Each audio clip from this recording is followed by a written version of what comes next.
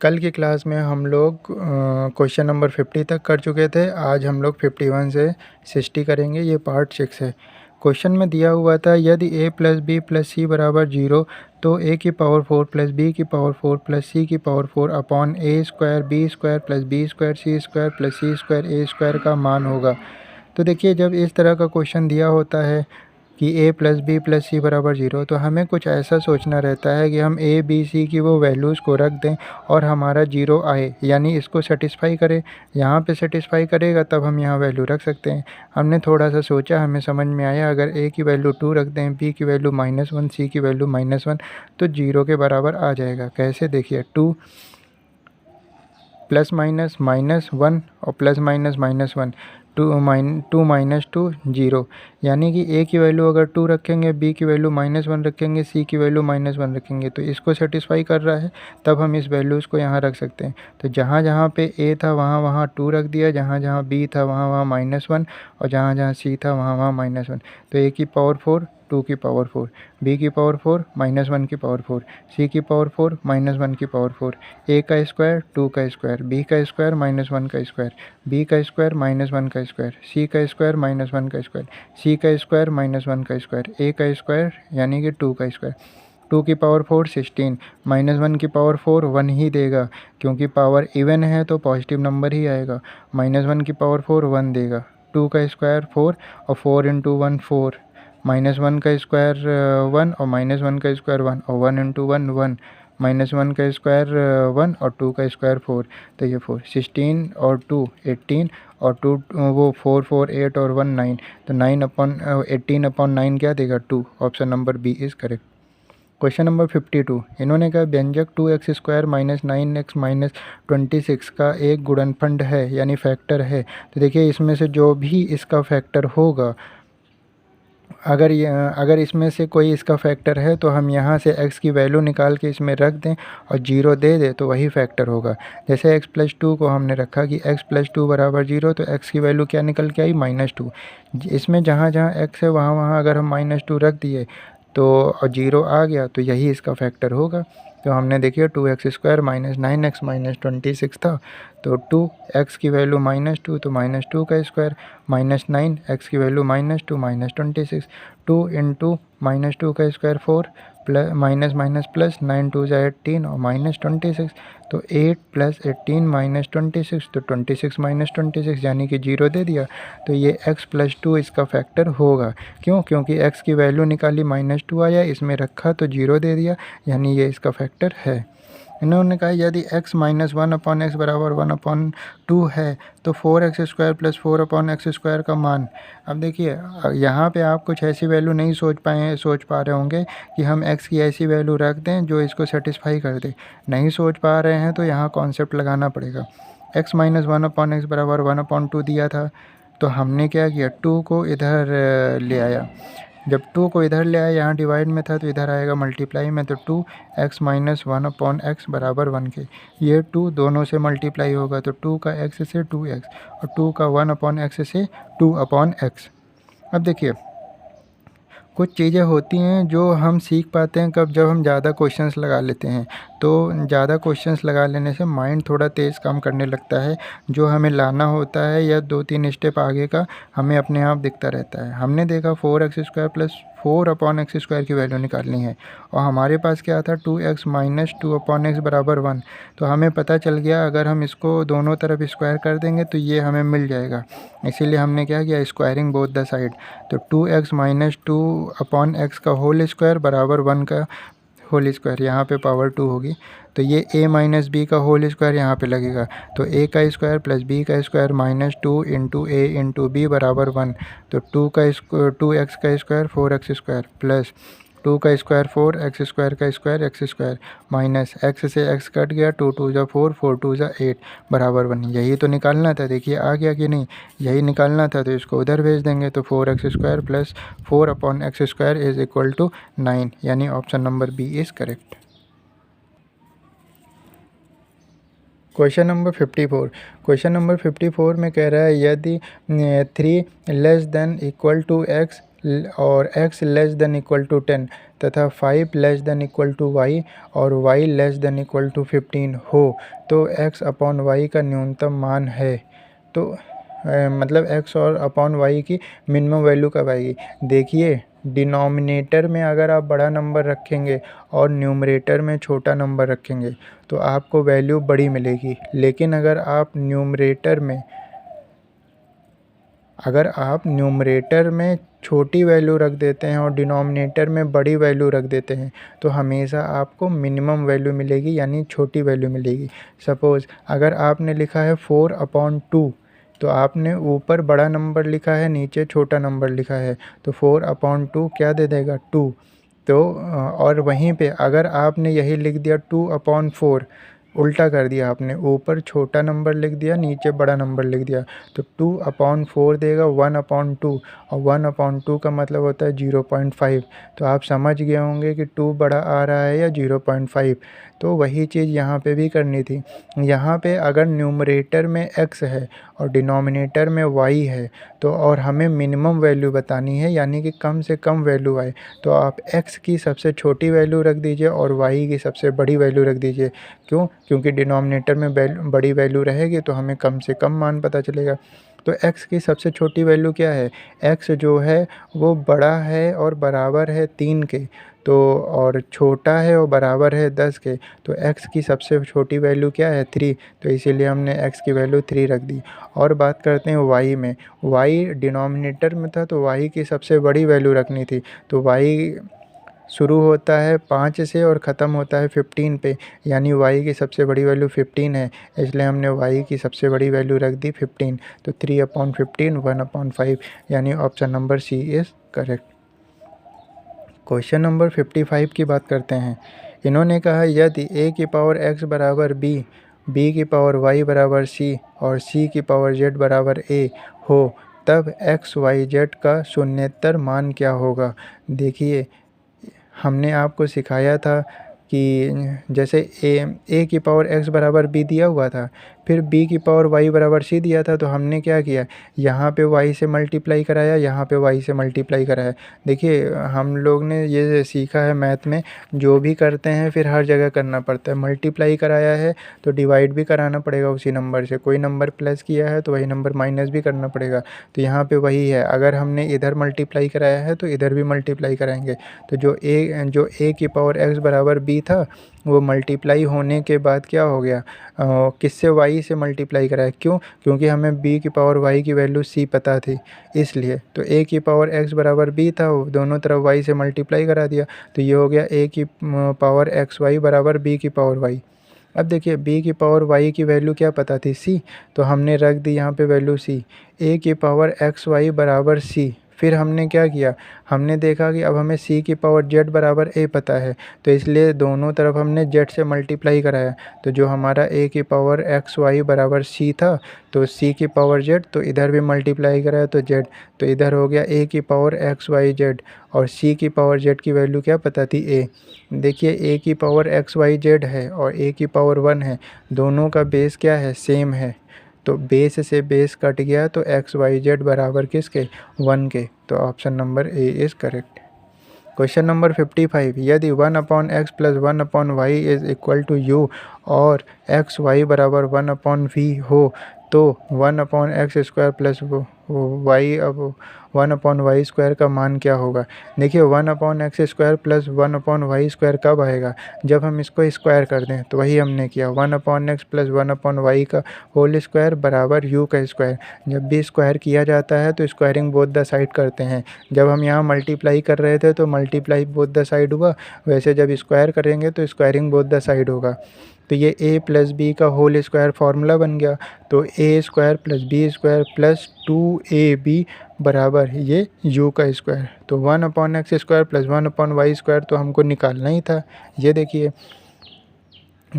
2 और 1 का 1 से 1 और नीचे x का y से xy बराबर u²। तो 1/x² प्लस 1/y² प्लस, देखिए 2 लिख दिया, पर 1/xy तो देखिए एक्स वाई की वैल्यू अगर 1/v है तो इसको उल्टा कर रहे हैं तो ये भी उल्टा होगा, इसको उल्टा कर रहे हैं तो ये 1/xy हो जाएगा, इसको उल्टा करेंगे तो 1/v हो जाएगा।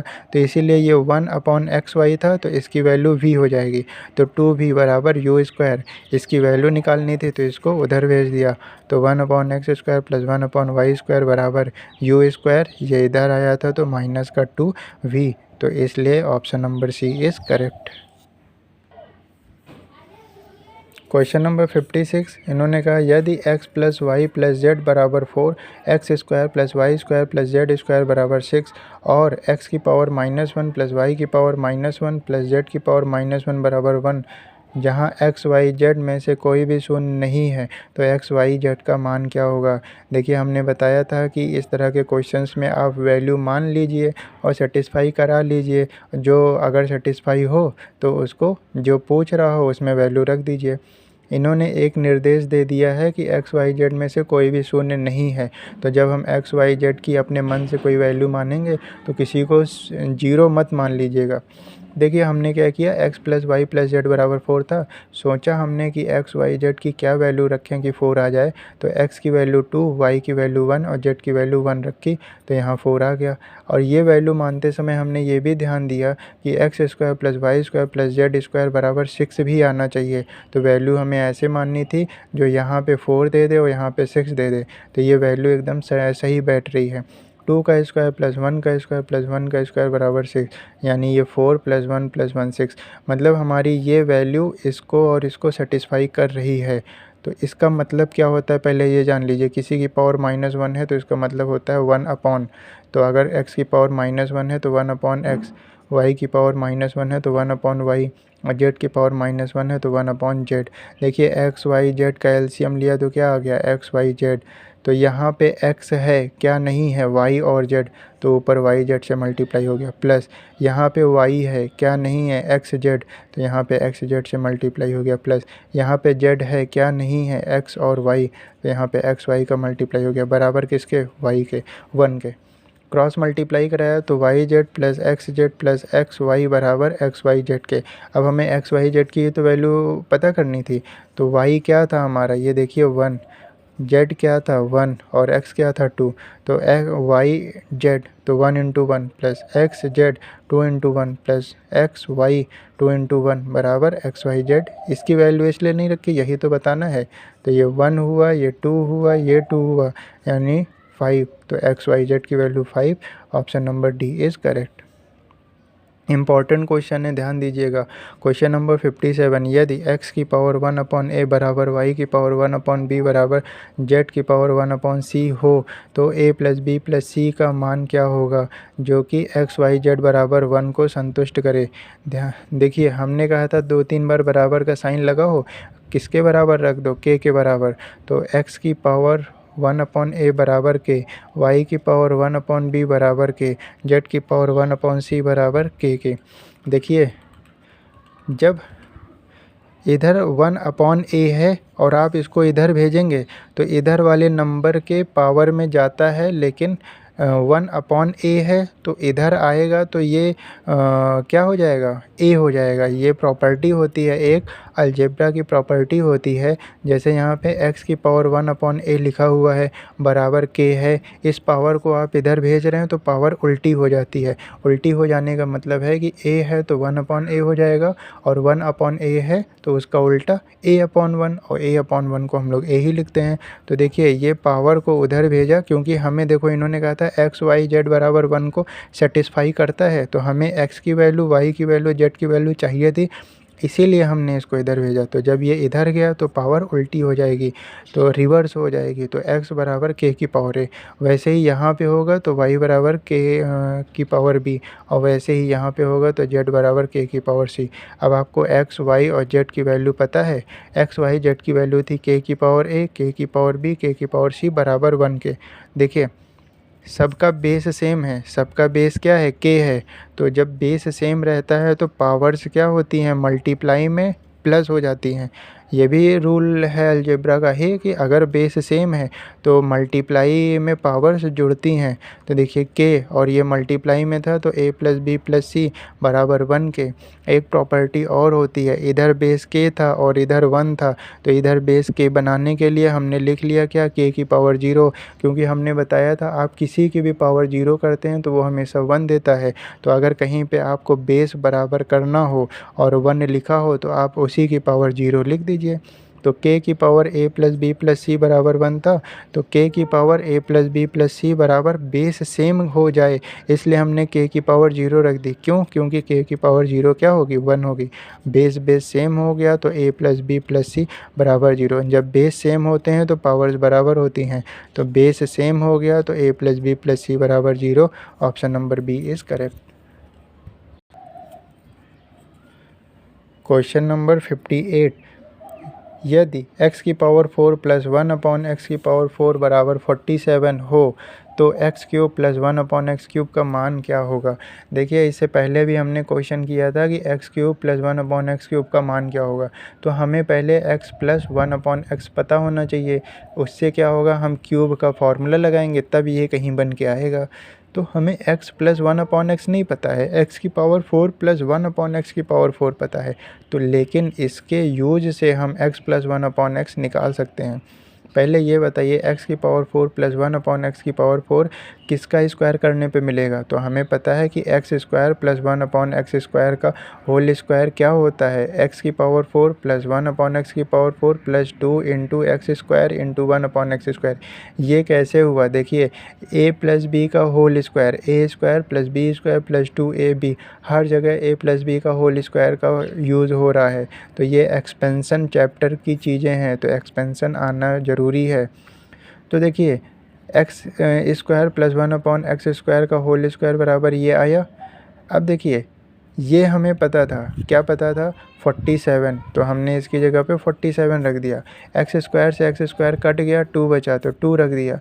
और यही तो हम निकालना चाह रहे थे, x square plus 1 upon x square का होल स्क्वायर बराबर 49 के। तो x square plus 1 upon x square का होल स्क्वायर बराबर 47 होता है, 7 का स्क्वायर। पावर से सेम हो गई। देखिए जब बेस सेम होते हैं तो पावर बराबर हो जाती है, जब पावर सेम रहती है तो बेस बराबर हो जाते हैं। तो x square plus 1 upon x square की वैल्यू 7। लेकिन हमें ये निकालने के लिए क्या चाहिए, एक्स प्लस 1 अपॉन एक्स। ये किसका स्क्वायर होगा, ये होगा एक्स प्लस 1 अपॉन एक्स का होल स्क्वायर बराबर ए प्लस बी का होल स्क्वायर लगा तो A square plus B square plus 2ab। X से एक्स कट गया, इसकी वैल्यू 7 पता थी, 7 और 2 9 हो गई। तो ये हो जाएगा एक्स प्लस 1 अपॉन एक्स का होल स्क्वायर बराबर 9 होता है 3 का स्क्वायर। तो ये 3 का स्क्वायर, पावर क्या हो गई, सेम हो गई। तो अब बेस भी सेम हो जाएगा, एक्स प्लस 1 अपॉन एक्स बराबर 3 के। अब हम निकाल सकते हैं जो हमें चाहिए था। हमें x cube plus 1 upon x cube चाहिए था, तो एक्स प्लस 1 अपॉन एक्स का होल क्यूब लगा दिया। तो ए प्लस बी का होल क्यूब होता है A cube plus B cube plus 3ab A plus B. इसकी वैल्यू 3 पता थी तो ये 3 का क्यूब प्लस ये हमें निकालना था तो इसको ऐसे ही लिख दिया। एक्स से एक्स कट गया, 3 1 जा 3 और इसकी वैल्यू 3, तो 3 इंटू 3। अब देखिए ये 27, ये नंबर इधर आया तो -9 बराबर x cube plus 1 upon x cube. और x cube plus 1 upon x cube की वैल्यू क्या हो गई, 18, क्योंकि 27 में से 9 गया तो 18। Option number C is correct.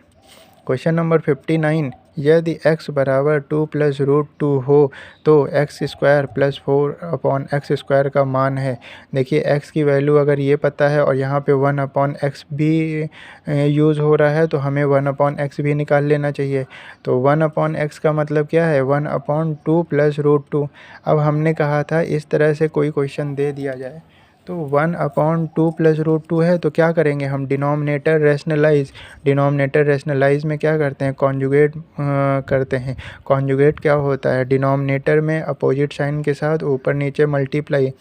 तो 2 प्लस रूट 2 का अपोजिट साइन के साथ 2 माइनस रूट 2 ऊपर नीचे मल्टीप्लाई। तो इसका 1 से कोई फ़र्क नहीं पड़ेगा, 2 माइनस रूट 2। लेकिन ये बन जाएगा ए प्लस ए स्क्वायर माइनस बी स्क्वायर का फॉर्मूला। क्यों, क्योंकि ए प्लस बी और ए माइनस बी क्या होता है, ए स्क्वायर माइनस बी स्क्वायर। तो ये तो कोई चेंज नहीं होगा, इसमें ऐसे ही रहेगा। पर 2 का स्क्वायर 4 होगा, रूट 2 का स्क्वायर 2 होगा और 4 में से 2 गया तो 2 होगा। अब देखिए हमें इसकी वैल्यू चाहिए थी, तो x square plus 4/x², x की वैल्यू 2 + √2 इसका स्क्वायर, प्लस ये था 4, 4 लिख दिया। अब 1/x², तो 1/x आया था 2 - √2/2, तो 2 - √2/2 का क्या स्क्वायर, क्योंकि यहाँ पे स्क्वायर था इसलिए इसका भी स्क्वायर। ये a + b का होल स्क्वायर, a का स्क्वायर प्लस b का स्क्वायर प्लस 2ab। अब देखिए 2 का स्क्वायर 4 और √2 का स्क्वायर 2 और प्लस 2 × 2 × √2 प्लस देखिए 2 का स्क्वायर 4, तो ये 4 और नीचे 4, तो 4/4 और यहाँ पे a - b का होल स्क्वायर लग गया, तो 2 का स्क्वायर प्लस √2 का स्क्वायर माइनस 2 × 2 × √2, तो 4 + 2 और ये 2 2 ज़ा 4 √2, 4 से 4 कट गया, प्लस 4 + 2 और 2 2 ज़ा 4 मतलब -4 √2। देखिए 4 √2 प्लस का था, 4 √2 माइनस का था, ये दोनों कट गया, 4 2 6 और 4 2 6 और 6 6 12, यानी option number C is correct. Question number 60, 21a³ - 17a² 89a³ - 64a² + 6a + 16 से कितना कम है। अब अलजेब्रिक एक्सप्रेशन लिखा हुआ है तो हो सकता हो आप कंफ्यूज हो जाएं क्या करें, लेकिन अगर आप बात बताइए यहाँ पे लिखा हो ऐसे कि 8 12 से कितना कम है, तो कितना क्वेश्चन इजी हो गया ना। 8 12 से कितना कम है, तो शायद हम करें भी ना और बता दें 4 है, आंसर 4 होगा। 8 12 से कितना कम है, तो आपने किया होगा 12 - 8, तब बताया होगा कि 4 आया है।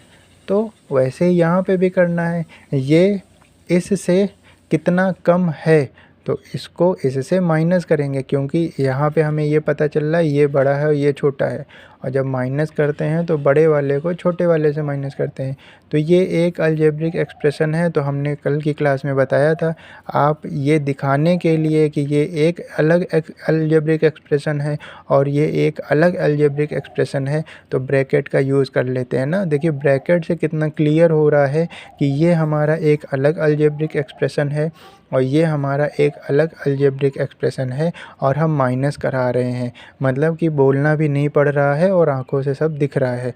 तो इसीलिए ब्रैकेट का यूज़ बहुत ज़रूरी होता है अलजेब्रिक एक्सप्रेशन करते समय।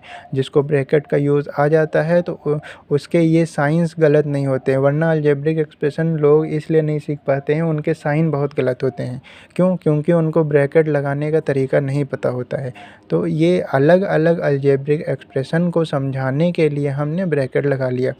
तो इसका मतलब ये हो गया इसमें से हम इसको घटा रहे हैं, इसके बाहर तो कोई साइन था नहीं है, या हम कह सकते हैं जिसके पास कोई साइन नहीं, प्लस साइन होता है, तो प्लस साइन कभी इफ़ेक्ट नहीं करता है अंदर के साइंस को, तो हमने वैसे ही लिख दिया। लेकिन माइनस साइन इफ़ेक्ट करता है अंदर के साइन को। क्या इफ़ेक्ट करता है? अपोजिट साइन कर देता है। 21a³ प्लस का था, माइनस कर दिया इसने, देखिए इसका प्रभाव दिख रहा है अंदर। अब माइनस है तो इसको प्लस कर दिया 17a²। अब हमने बताया था दोस्तों को ढूंढिए, सबके यहाँ पे साथी अलग अलग हैं। 89a³ a³ किसको ढूंढेगा? a³ को ढूंढेगा। आए देखते गए देखते गए देखते गए, मिल गया, यहाँ पे है a³ और कहीं तो नहीं है, नहीं, तो ये और ये क्या है? a³। तो 89a³ - 21a², तो माइनस करा दिया 68a³। दूसरे टर्म पे आते हैं, -64a²। ढूंढिए a² कहाँ पे है? ढूंढते गए ढूंढते गए ढूंढते गए, यहाँ मिल गया 17 का a²। तो साइन देखिए, माइनस प्लस क्या होगा? माइनस, तो 64 में से 17 माइनस किया तो 47a² आया। बात आ गई यहाँ साइन क्या लगेगी? दोनों में जो बड़ा है वही साइन लगेगा। 64 पड़ा है, उसके पास माइनस साइन था तो माइनस साइन लगा। इसको कर लिया, इसको कर लिया। आए थर्ड टर्म पे, 6a।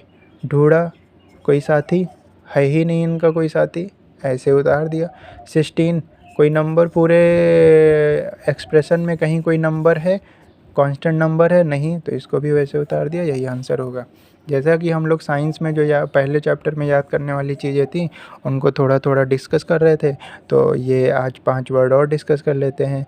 इस थियोलॉजी को जब हम मतलब निकालने गए तो इस थियो का मतलब हमने सर्च किया तो हमें पता चला रिलेटेड टू फिश। तो इस थियो का मतलब अगर रिलेटेड टू फिश है तो इस थियोलॉजी क्या हो जाएगा, मछलियों एवं मछली पालन का अध्ययन। Ophiology, ophio word come from ophis and ophis means serpent यानी कि स्नैक। तो ओफियो वर्ड कैसे आया है, ओफियो वर्ड ऑफिस से बना है और ऑफिस का मतलब होता है सरपेंट या स्नेक। तो ओफियोलॉजी क्या हो जाएगा, सांपों का अध्ययन। माइक्रोबायोलॉजी, देखिए दो चीज़ें होती हैं, एक होता है माइक्रो और एक होता है मैक्रो। माइक्रो क्या होता है, सूक्ष्म जीव, और मैक्रो क्या होता है, वो सूक्ष्म जीवों से जो बड़े जीव होते हैं वो। तो माइक्रोबायोलॉजी क्या हो जाएगा, सूक्ष्म जीवों का भी अध्ययन, और मैक्रोबायोलॉजी क्या हो जाएगा, जो सूक्ष्म जीवों से बड़े जीव होते हैं उनका अध्ययन। तो यहाँ पे माइक्रोबायोलॉजी था तो सूक्ष्म जीवों का अध्ययन। ऑन्कोलॉजी, ऑन्कोलॉजिस्ट क्या कौन होते हैं, जो कैंसर का इलाज करते हैं या ट्यूमर का इलाज करते हैं उन डॉक्टर्स को ऑन्कोलॉजिस्ट बोलते हैं। देखिए अलग अलग डॉक्टर्स जो उनका पेशा होता है उसके अकॉर्डिंग उनके नाम भी होते हैं ना, जैसे ओफियोलॉजिस्ट, ऑन्कोलॉजिस्ट ना। तो वैसे देखिए ऑन्को मीन्स होता है ट्यूमर, तो जो ट्यूमर का इलाज करेंगे वो ऑन्कोलॉजिस्ट कहलाएंगे। तो ऑन्कोलॉजी क्या हो जाएगा, ये ट्यूमर या कैंसर का अध्ययन। सार्कोलॉजी, देखिए सार्को मीन्स होता है फ्लेश। जब हम लोग मर्चेंट ऑफ वेनिस पढ़े थे तो उसमें एंटोनियो बेसेनियो में किस बात को लेकर लड़ाई हो रही थी, फ्लेश को लेकर, क्योंकि उसको क्या चाहिए था, ह्यूमन फ्लेश चाहिए था। तो ये फ्लेश क्या है, पेशियाँ। तो सार्को मीन्स होता है पेशी, तो फ्लेश या पेशी, तो सार्कोलॉजी क्या हो जाएगा, पेशियों का अध्ययन।